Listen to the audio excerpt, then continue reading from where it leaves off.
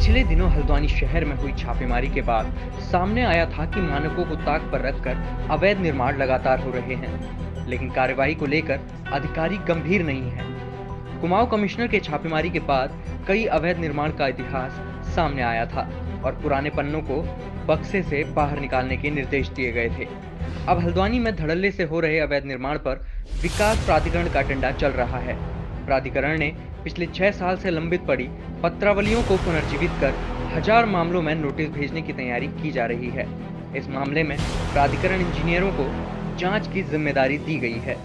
अब ये पता लगाया जाएगा कि जो निर्माण किया जा रहा है उसका नक्शा पास है या नहीं, उस निर्माण की स्थिति क्या है।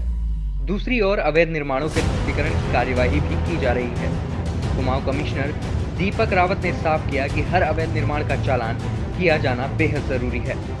कार्रवाई से एक मैसेज जाना चाहिए कि नया कंस्ट्रक्शन शहर में किया जा रहा हो तो उसका नक्शा पास होना जरूरी है और विकास प्राधिकरण को इसके लिए निर्देशित भी किया गया है। क्लियर कट है कि सबसे पहले तो जितने अवैध निर्माण हैं ऐसा कोई ना छूटे जिसका चालान ना हुआ।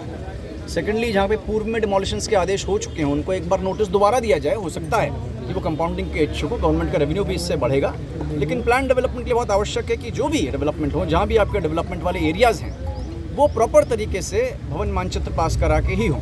Thank you. देखिए, जैसा कि आप लोग के भी संज्ञान में ये बात है कि जब कमिश्नर सर ने यहाँ निरीक्षण किया था तो विनियमित क्षेत्र की कुछ पत्रावलियाँ थीं जिनमें कोई भी सुनवाई नहीं हो रही थी, वो काफ़ी समय से लंबित थी।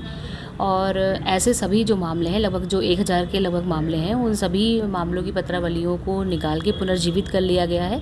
सब में नोटिस भेजने की कार्रवाई की जा रही है और इसमें जेई को मौके की जांच रिपोर्ट के लिए और प्रेजेंट में उसकी स्थिति क्या है, नक्शा पास है या नहीं पास है के बाद उसमें आगे की कार्रवाई के लिए लगाया जा रहा है।